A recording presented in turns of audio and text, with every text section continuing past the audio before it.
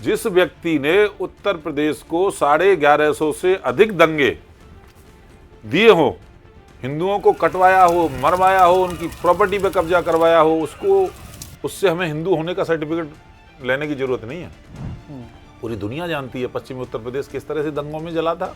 तो उनके अब चाचा जान आजम खान ने प्रतिष्ठा बना ली और रात में 12 बजे डीएम एसएसपी को दोनों को हटाया गया और हटाने के बाद उन अपराधियों को छोड़ दिया गया, जिससे दंगे की आग भड़क गई और कितने लोग, कितने नौजवान हमारे मारे गए।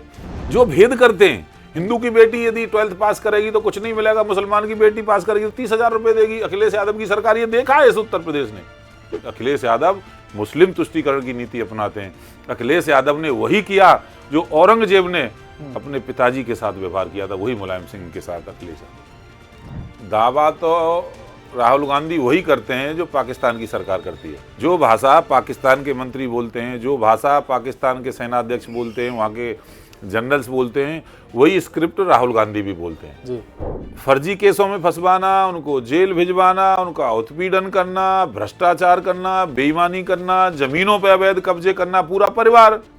नौझील में देखो उनके भाई ने जमीन कब्जा रखी है, मथुरा में देखो उनका छोटा भाई सबसे बड़ा माफिया है। जुगाड़ तुगाड़ करके, दल बदल करके, बार बार भ्रष्टाचार करके, उनसे बड़ा दल बदलू उत्तर प्रदेश के अंदर कोई नहीं है। एक भी पार्टी नहीं बची है जिसको छोड़ दिया हो। इतना अवसर, हाँ बड़ी बात कह रहा हूँ, रिकॉर्ड है ना, मैं गिना दूं ना। कांग्रेस से शुरू हुआ, कांग्रेस, लोकतांत्रिक कांग्रेस, फिर आरएलडी बीजेपी गठबंधन से लड़े, फिर तृणमूल कांग्रेस से लड़े, फिर सपा से लड़े, फिर बसपा से लड़े, और तो कोई दल है नहीं यूपी में। तो माफिया ही कहूंगा मैं उनको, वो बहुत बड़े माफिया हैं। मेरी बात, मैंने अपना जीवन गलाया, जीवन के 35 साल भारतीय जनता पार्टी में काम किया है और जीवन भर करता रहूंगा। हर पार्टी के साथ गद्दारी कर करके आए हैं। जवाब दें मुझसे, बहस कर लें आकर के। मैं तपा हुआ तपस्वी कार्यकर्ता हूं भारतीय जनता पार्टी का, इस बात का मुझे गौरव है। वो किस पार्टी के हैं बता देना। अवसरवादिता की पराकाष्ठा, बेईमानी भ्रष्टाचार की कोई पराकाष्ठा, दल बदल की कोई पराकाष्ठा है तो उसका नाम है श्याम सुंदर शर्मा। यहाँ नेता का बेटा नेता नहीं बनता, नेता का बेटा नेता नहीं बनता। यहाँ पर जो अपनी मेहनत करके आएगा वही बनेगा। लेकिन राजनाथ सिंह मेहनत करते हैं। अरे कब से काम कर रहे हैं पंकज सिंह जी, कब से काम कर रहे हैं लगातार। नमस्कार, मैं हूं विकास। एक ऐसे विधायक जिन्होंने 8 बार के विधायक और पूर्व कैबिनेट मंत्री को हराकर माट की विधानसभा सीट पर जीत हासिल करी, और उसके बाद अगली बार फिर से एक बार तैयारी में है। लेकिन उससे पहले थोड़ा सा हिसाब किताब चेक कर लिया जाए। नमस्कार सर, बहुत बहुत स्वागत है आपका। नमस्कार, बहुत बहुत धन्यवाद आपका, बहुत बहुत शुभकामनाएं मेरी तरफ से भी। जिस तरीके से 2027 के चुनाव आ रहे हैं, बिल्कुल बजना शुरू हो चुका है, और अब जिस तरीके से आपकी नज़दीकियां बढ़ती जा रही हैं पार्टी में, आपकी एक अलग अहम भूमिका निभाते रहे हैं आप पार्टी के अंदर, तो क्या लग रहा है 2027 में, यानी कि जो अगले चुनाव आ रहे हैं, एक और मंत्री पद हमारे मथुरा को मिलने वाला आपके जरिए? देखिए, जहाँ तक आप चुनाव की बात कर रहे हैं तो चुनाव के मोड में तो भारतीय जनता पार्टी हमेशा रहती है जी। जिस दिन से मैं विधायक बना, 10 मार्च 2022 को रिजल्ट आया, तो 11 मार्च से मैं अगले चुनाव की तैयारी में लग गया था जी। एक भी दिन चैन से नहीं बैठना। ये हमारे देश के माननीय प्रधानमंत्री नरेंद्र मोदी जी का विजन भी है। आप जनता के बीच रहेंगे तो अलग से कुछ तैयारी करने की आवश्यकता आपको नहीं पड़ेगी। मैंने ये ध्येय बनाया कि माट विधानसभा क्षेत्र की जनता की अधिक से अधिक सेवा करूंगा। और माट जो पिछड़ा हुआ क्षेत्र था, अब चारों विधानसभाओं के कंपैरिजन में यदि देखेंगे, माट को बहुत पीछे था। वहाँ अलग प्रकार की घटिया किस्म की राजनीति करने वाले लोग पहले चुने जाते थे। आज आप माट को जाकर के देखेंगे तो आप परिवर्तित आपको नजर आएगा। चाहे आप सरकारी आंकड़े निकाल लीजिए, किसी विभाग के डेवलपमेंट के काम निकाल लीजिए, आप भौतिक सत्यापन उसका जाकर के करिए, तो रोडें आज फर्राटेदार रोडें बनी हुई हैं। एक एक रोड 80-80 करोड़ रुपए की बनी है। अनेक रोड ऐसी हैं, मैं आपको नाम गिनाने नहीं, मैं ये चाहूंगा कि 5 साल का जो आपका रिपोर्ट कार्ड है, बुलेट पॉइंट्स में आप गिना दीजिए। देखिए, सबसे बड़ा काम था छाता, शेरगढ़, नौझील, बाजना और अलीगढ़ गोमत को टच करने वाली रोड का सबसे बदतर हालत थी उसकी जी। उत्तर प्रदेश के माननीय मुख्यमंत्री योगी आदित्यनाथ जी को मैं बहुत बहुत आभार प्रकट करूंगा माट क्षेत्र की जनता जनार्दन की तरफ से। उन्होंने उसको एकदम बहुत बढ़िया रोड बनवा दिया। ठीक है। जल भराव था, बाजना में तो तालाब बना रहता था। मैं जब वहीं पैदा हुआ हूं, जन्म से लेकर के आज तक मैंने बाजना की कीचड़ खत्म नहीं देखी थी।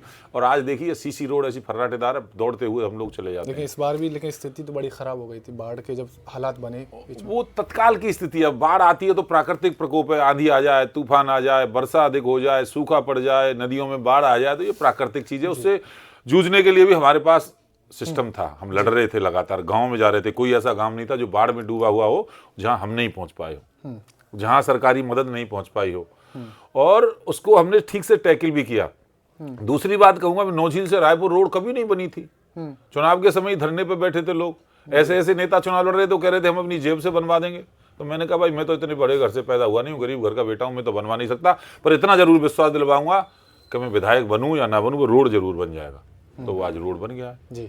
बाजना से लेकर के आप जाइए मिठौली, बाजना से जाइए बिरजूगढ़ी, और अनेक रोड है, मैं गिनवाऊंगा आपको। तो कभी शेरगढ़ से लेकर के उजानी रामपुर बड़ा होते हुए रोड थी, वो धुआं धूल एकदम बुरा हालत उसकी रहती यानी थी। आपके क्षेत्र की जो जनता वो आपसे खुश है पूरी तरह से। आप देख रहे हो अभी कार्यक्रम हुआ, माननीय राष्ट्रीय अध्यक्ष नितिन नवीन साहब आए, माननीय मुख्यमंत्री जी आए, बीजेपी के प्रदेश अध्यक्ष आए, वो घर आए, एक अलग विषय है। तो वहां 8 बजे हजारों की संख्या में हुजूम था। किसी भी पॉलिटिकल पार्टी का, किसी भी राजनेता का जो परीक्षा का समय रहता है, या तो चुनाव रहता है या पॉलिटिकल प्रोग्राम रहते हैं, तो सुपरहिट प्रोग्राम सारे जा रहे हैं जी। तो इसका मतलब है मैं सही काम कर रहा हूँ जी। आज शांति है, सुख से लोग रह रहे हैं, किसी के साथ बिल्कुल कोई ज्यादती नहीं हो रही है। जी। बीजेपी को ना हिंदू समर्थक पार्टी के तौर पर देखा जाता है, पूरे नेशनलाइज की बात करें, राष्ट्रीय स्तर की बात करें, ठीक है। लेकिन अखिलेश यादव जी क्या कह रहे हैं, वो कह रहे हैं कि भाई आप हिंदू विरोधी पार्टी हैं। कैसे हैं? काशी में मणिकर्णिका घाट तोड़ रहे हैं आप, बांके बिहारी मंदिर कॉरिडोर पर आप तोड़वाई करवा रहे हैं, इसी के साथ शंकराचार्य होने का सर्टिफिकेट मांग रहे हैं। उनका तो ये कहना है कि योगी जी किसने घोषित किया, उसका सर्टिफिकेट दें वो। देखिए अखिलेश यादव जी अपनी बाप की कमाई पर, अपने पिताजी की मेहनत पर मुख्यमंत्री बने 2012 में, और ये ब्रज क्षेत्र इस बात का गवाह है। सबसे ज्यादा अन्याय और अत्याचार इस ब्रज ने ही झेला। सबसे पहला दंगा कहीं हुआ तो कोसी के अंदर हुआ, केवल इस बात के लिए हुआ कि वहाँ ड्रम में एक पानी रखा था, उसमें से लेकर के किसी ने थोड़ा पानी पी लिया था, हिंदू ने, मस्जिद के सामने। जिस व्यक्ति ने उत्तर प्रदेश को 1150 से अधिक दंगे दिए हो, हिंदुओं को कटवाया हो, मरवाया हो, उनकी प्रॉपर्टी पे कब्जा करवाया हो, उससे हमें हिंदू होने का सर्टिफिकेट लेने की जरूरत नहीं है। पूरी दुनिया जानती है पश्चिमी उत्तर प्रदेश किस तरह से दंगों में जला था। सचिन चौधरी और गौरव चौधरी दोनों की हत्या हुई, और उस समय जो वहां पे जिलाधिकारी थे उन्होंने अपराधियों को पकड़ लिया, और पकड़ने के बाद थाने ले गए, और थाने ले जा करके पुलिस ने जब उनको थाने में बंद कर दिया तो उनके अब चाचा जान आजम खान ने प्रतिष्ठा बना ली, और रात में 12 बजे डीएम एसएसपी को दोनों को हटाया गया, और हटाने के बाद उन अपराधियों को छोड़ दिया गया, जिससे दंगे की आग भड़क गई और कितने लोग, कितने नौजवान हमारे मारे गए, संपत्तियां जला दी गई, मकान जला दिए, ट्रैक्टर जला दिए, गाड़ी जला करके नहरों के अंदर डाल दी। जो मुस्लिम तुष्टीकरण की राजनीति करते हैं, जो भेद करते हैं, हिंदू की बेटी यदि 12th पास करेगी तो कुछ नहीं मिलेगा, मुसलमान की बेटी पास करेगी तो 30,000 रुपए देगी। अखिलेश यादव की सरकार ये देखा है इस उत्तर प्रदेश ने किस तरह से जमीनों पर कब्जा करते, किस तरह से कबाल खाली हो गया था पूरा कि नहीं मुसलमान ही रहेंगे, हिंदुओं बाहर जाओ। तो इनको यह कहने का कोई अधिकार नहीं है। और जहां तक शंकराचार्य जी की बात है, शंकराचार्य जी हमारे आदरणीय हैं, पूजनीय हैं। अब उसका एक शंकराचार्य बनाने का प्रोसेस होता है, और वो प्रोसेस फॉलो किया है कि नहीं किया मैं नहीं जानता, पर इतना जरूर जानता हूं कि अखिलेश यादव मुस्लिम परस्त हैं। अखिलेश यादव मुस्लिम तुष्टीकरण की नीति अपनाते हैं। अखिलेश यादव ने वही किया जो औरंगजेब ने अपने पिताजी के साथ व्यवहार किया था, वही मुलायम सिंह के साथ अखिलेश यादव ने किया। अच्छा, अखिलेश यादव जी को बुलडोजर से बड़ी मतलब दिक्कत रहती, बड़ा कोसते हैं कि ये जो योगी बाबा का बुलडोजर है, ये कहीं ना कहीं उन्हीं की पार्टी के नेता के लोगों पर या फिर सही लोगों पर चलाते हैं। देखिए शासन चलाने का फॉर्मूला होता है। बीजेपी सरकार में आती है तो कानून का राज होता है। हाँ। सरकार ने नॉर्म्स बनाए, उन पर काम करते हैं। वो सरकार में आते हैं तो अवैध कब्जा करते हैं। अब जब अवैध सरकारी संपत्तियों पर आप कब्जा करके बिल्डिंगें बना लोगे तो सरकार का काम है कि उसको गिराया जाए, उसको खाली किया जाए। अतीक अहमद ने कब्जा कर रखा था प्रयागराज के अंदर, उसको तहस नहस करके आज वहां गरीबों के फ्लैट बना करके दिए गए। नहीं, सब दुनिया ने देखा है। जी। सरकार ने निःशुल्क गरीबों को फ्लैट दिए हैं, सरकार को ये काम सूट करता था, उन्होंने किया, पर अखिलेश यादव जी को हो सकता है दिक्कत हो। अवैध कब्जा लखनऊ के अंदर किया होता, वहां पे गरीबों के फ्लैट बन रहे हैं। जी। तो ये माफिया राज स्थापित करके माफियाओं के दम पर, अपराधियों के दम पर, भ्रष्टाचारियों और गुंडा मवालियों के दम पर सरकार बनाने वाली पार्टी अखिलेश यादव की समाजवादी पार्टी है। जब उन पर कोई कार्रवाई होती है तो स्वाभाविक रूप से उनको दर्द होता है, तो बुलडोजर इसलिए उन्हें बुरा लगता है। जी, चलिए हमने समाजवादी पार्टी की बात कर ली, अखिलेश यादव जी की बात कर ली। अब बात करते हैं थोड़ा दूसरी जो नेशनल पार्टी है, कांग्रेस पार्टी, खासकर राहुल गांधी जी। जब हम अभी मुलाकात करें कांग्रेस जो जितने भी मंत्री जी हैं, नेता हैं, तो सबका कहना है कि दावा है, ये राहुल गांधी जी दावा करते हैं कि हम उत्तर प्रदेश में सरकार बनाएंगे, 100% बनाएंगे, बशर्ते बीजेपी पार्टी वोट चोरी ना करे, ईवीएम में घपला ना करे। देखिए, दावा तो राहुल गांधी वही करते हैं जो पाकिस्तान की सरकार करती है। जो भाषा पाकिस्तान के मंत्री बोलते हैं, जो भाषा पाकिस्तान के सेनाध्यक्ष बोलते हैं, वहाँ के जनरल्स बोलते हैं, वही स्क्रिप्ट राहुल गांधी भी बोलते हैं। जी। वोट चोरी है ये। वोट उनको 2019 में तो राफेल चोरी बता रहे थे। जो देश के प्रधानमंत्री को, दुनिया के सर्वाधिक लोकप्रिय व्यक्ति को, मैं केवल भारत की बात नहीं कर रहा, दुनिया के सर्वाधिक लोकप्रिय व्यक्ति को चोर कहेगा तो जनता तो उसका जवाब देगी। तो प्रधानमंत्री इंस्टीट्यूशन है, ये देश का गौरव है, वो दुनिया के अंदर हमारा प्रतिनिधित्व करते हैं, जाकर के उनको आप चोर कहोगे। और इनके अपने नेता दो जगह वोट डालते हैं। कन्हैया कुमार का ही देख रहा था मैं तो फोटो जी, दिल्ली में भी वोट कर रहा था और जाके बिहार में भी वोट कर रहा था। तो राहुल गांधी भी तो चोर है, फिर उसके नेता भी तो चोरी कर रहे हैं जी। ये केवल सरकारी संस्थाओं पे कैसे जनता का अविश्वास हो, लोकतंत्र की हत्या करने का प्रयास है। कांग्रेस ने तानाशाही की, कांग्रेस ने संविधान की हत्या की, कांग्रेस ने इस देश में अराजकता की और आपातकाल लागू करके सभी विपक्षी नेताओं को जेल के अंदर डाल दिया, मीडिया पर रोक लगा दी, कोई अखबार नहीं छप सकता था। वही राज ये आज लाना चाहते हैं जी। और जनता तो आज समझ चुकी है, यूथ तो मोदी के साथ है जी, यूथ तो योगी के साथ है। तो राहुल गांधी सपना देखना बंद कर दें। उत्तर प्रदेश की विधानसभा का सदस्य हूं मैं, टॉर्च लेके ढूंढते हैं तब दो लोग नजर आते हैं। कहां सरकार बनाएंगे भाई? समर्थन लेंगे ना, कहां का समर्थन लेंगे तो उसकी सरकार बनेगी, आपकी कहां बन जाएगी? दो विधायक बनेगी क्या? 403 में से दो सरकार बना लेंगे। तो कहते हैं कि कोशिश तो हमारी। हाँ, तो वो बिहार में भी बना रहे थे, परिणाम आपके सामने है। वो सीख रहे हैं ना, हर गलती से सीख रहे हैं बार बार। तो कितनी गलतियां, हजारों गलतियां हो गई, ऐसे जीवन भर गलतियों से सीखते रहेंगे, कभी नहीं सीख पाएंगे। वो अबोध, राजनीतिक रूप से अबोध बच्चा है। चलिए माना कि वो समर्थन ले रहे हो, नहीं बन पाएंगे, आप समर्थन ले रहे हैं किसका? मायावती जी को कहा जाता है कि बी पार्टी कहा जाता है बीजेपी का, आप नहीं ले रहे हैं, या वो सपोर्ट कर रही हैं डायरेक्ट, या बैक सपोर्ट कहीं मिलने वाला आपको? कोई किसी प्रकार का सपोर्ट नहीं मिलने वाला है। हमने 2014 में यूपी को विजयी किया, 2017 में सरकार बनाई, 2019 में हम आए, 2022 में हम आए, 2024 में केंद्र में हमारी सरकार बनी, 2027 में भारतीय जनता पार्टी अकेले अपने दम पर सरकार बनाएगी, स्पष्ट बहुमत के साथ आएगी। हमारे जो सहयोगी दल हैं वो 7 होंगे, वो एक्स्ट्रा सीटें जीत करके आएंगे। जी, नहीं, वो एक्स्ट्रा सीट का जो बात करी, जैसे आप सीट का जो दावा करते थे, वो यही कहते कि एक व्यक्ति इतना कॉन्फिडेंट होना ठीक है, ओवर कॉन्फिडेंट, ये तो कहीं ना कहीं कोई अंदर की बात होगी, तभी आप सीट का दावा कर देते कि 300 सीट हम जीतेंगे, 200 सीट हम जीतेंगे। देखिए, वोट आप किसी को प्रभावित करके नहीं ले सकते हो। वोट ऐसी चीज है कि आप आदमी के मन को जीत करके हासिल कर सकते हो। यदि आपने अपने मेहनत से, अपने पुरुषार्थ से, अपने काम से उसके दिल के अंदर जगह बनाई है तो आप उसका वोट हासिल कर सकते हो।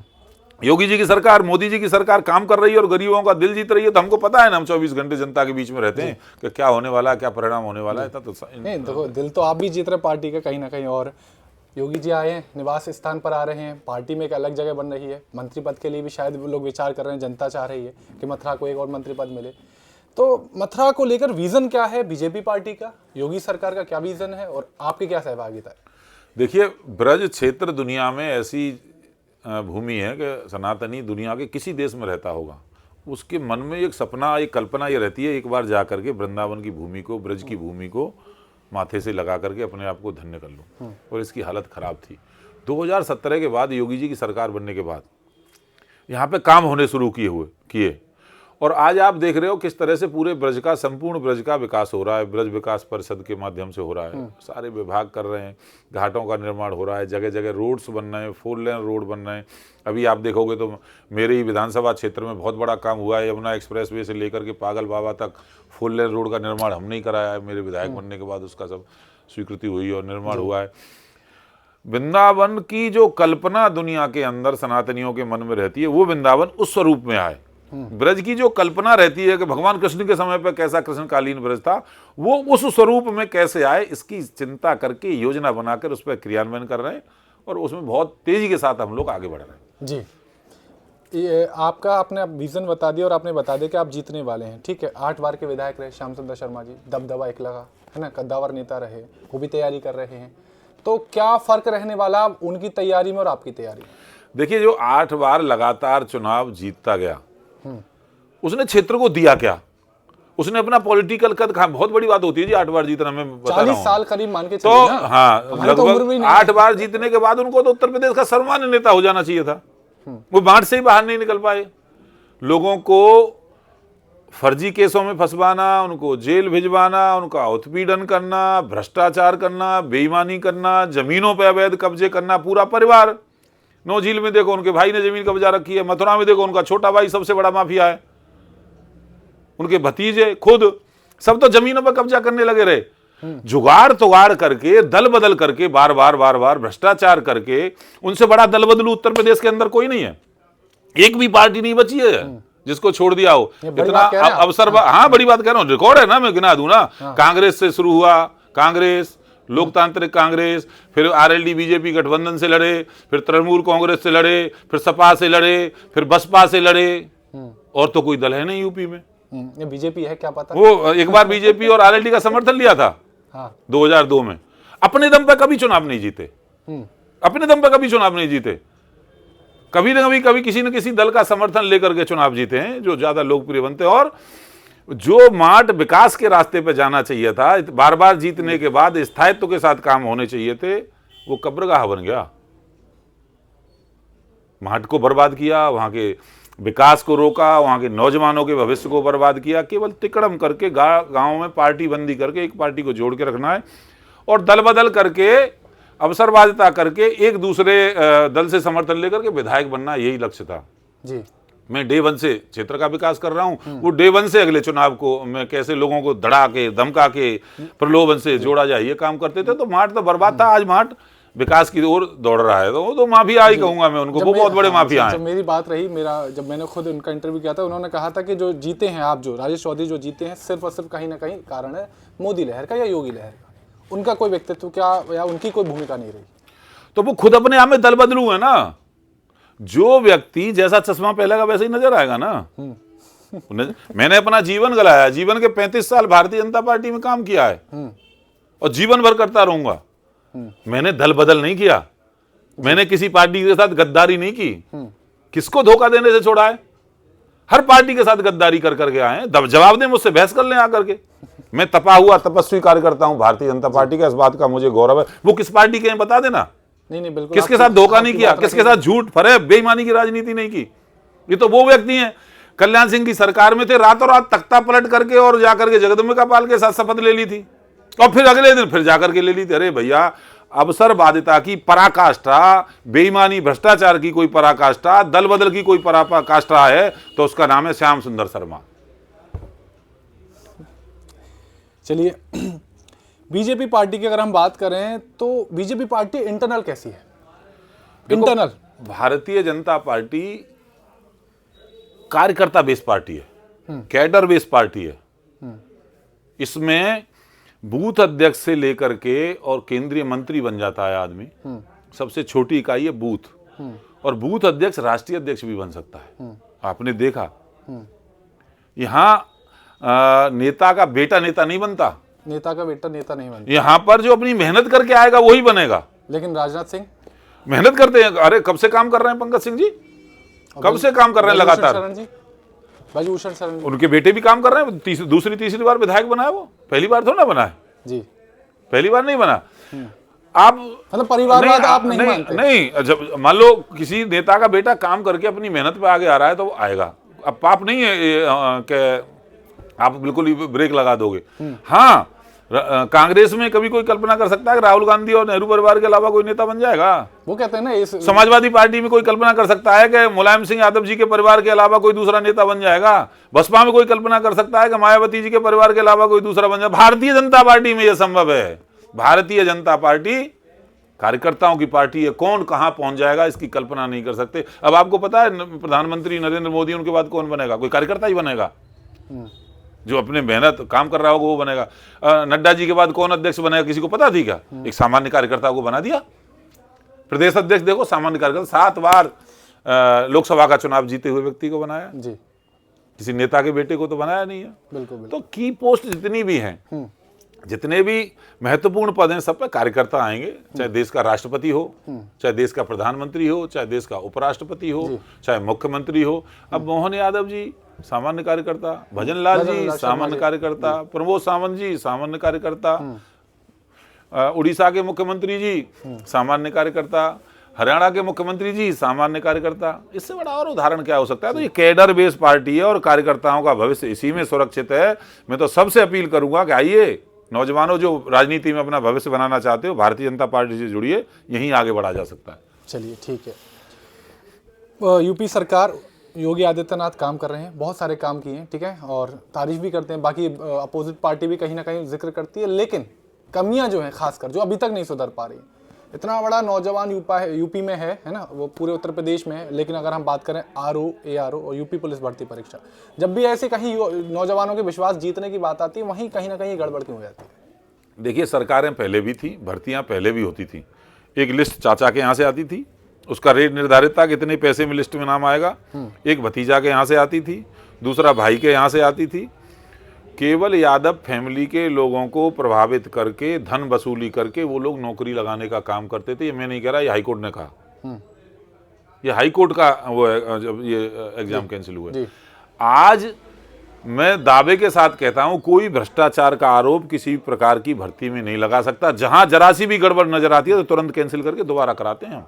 लेकिन उसमें ये ईमानदारी का परिचायक है, ये ईमानदारी का परिचायक है। यदि भ्रष्टाचार और बेईमानी करनी होती, पैसे लेकर के भर्ती करनी होती, तो फिर तो धीरे से हो जाता ना सब काम। नहीं, वो लीक तो हो जाते हैं ना, पेपर लीक हो जाते हैं, जो तो कार्रवाई होती है, बुलडोजर भी चलता है उनके घर पे जाके, जेल में पड़े सड़ रहे हैं आज जी। जो अपराध करेगा उसको उसी की भाषा में उसको जवाब दिया जाएगा। और आज ईमानदारी से पुलिस की भर्ती हो रही है, टीचर्स की भर्ती हो रही है, एआरओ की भर्ती होने वाली। अच्छा, पुलिस की इतनी बड़ी भर्ती हुई, मतलब 60-65 हजार पद, हाँ, भर्ती हुई। कहीं एक शिकायत आपको मिली? ईमानदारी के साथ भर्ती हुई है। तो आज ईमानदारी के साथ हम लोग नौजवानों के साथ हैं और रोजगार के अवसर मुहैया करा रहे हैं। चलिए ठीक है, करप्शन की बात कर रहे हैं थोड़ा। इतना ओपन करेक्शन हो चुका है। अगर आज के भ्रष्टाचार की बात करें, आप भी जानते हैं, हम भी जानते हैं कि आम जनता की अगर एक बात करें तो मतलब मामूली से अगर वो बर्थ सर्टिफिकेट भी निकलवाना पड़े तो वो तो ओपन करप्शन की जो बात करते हैं, ओपन भ्रष्टाचार जो है वो शुरू हो चुका है। उस पर क्या काम कर रही है बीजेपी? पहली सरकार ऐसी है जिसके ऊपर कोई भ्रष्टाचार का आरोप नहीं लगा पाया। योगी जी और नरेंद्र मोदी जी दोनों तपस्वी व्यक्ति हैं, कोई उंगली नहीं उठा सकता भ्रष्टाचार का। और सरकार में बिल्कुल भ्रष्टाचार रहित सरकार काम कर रही है। नीचे के लेवल पर जहां शिकायत मिल जाती है, सरकारी मशीनरी में इनके भर्ती किए हुए भी तो लोग हैं ना। अच्छा, मतलब आप ये कहना चाह रहे हैं जो तो जहां पकड़ा जा रहा है, हाँ, उसको जेल सीधे। जेल तो है, जो भ्रष्टाचारी पकड़ा जा रहा है वो उनकी पार्टी का जुड़ा हुआ व्यक्ति है। अब सिस्टम पहले से खराब करके चले गए तो उनको सुधार रहे हैं हम लगातार। अच्छा, लगातार सुधार रहे हैं। यानी कि लेकिन आप कहना तो यही चाह रहे हैं ना कि जितना भी भ्रष्टाचार अगर कोई हो रहा है, ये भ्रष्टाचार के जनक तो यही लोग हैं ना। भ्रष्टाचार की माँ कांग्रेस है, उसमें खाद बीज देने वाली समाजवादी पार्टी है। चलिए, आपसे बात करके बहुत अच्छा लगा। आखिरी सवाल हमारे लिए रहेगा कि अगर कोई व्यक्ति, कोई युवा, ठीक है, बीजेपी ज्वाइन करना चाहता है या राजनीति में आना चाहता है, तो कोई मूल मंत्र बता दें। मैं तो नौजवानों को ये अपील करूंगा, कई लोग कहते हैं कि राजनीति के दलदल में नहीं जाना चाहिए, इसको दलदल बनाते हैं। पर आज उत्तर प्रदेश की विधानसभा का आप इतिहास उठा लो, उसका डाटा निकाल लो, जिसमें डॉक्टर, वकील, CA, IAS officer, retired engineer, बहुत बड़ी संख्या ऐसी है जो अच्छे लोग राजनीति में आए।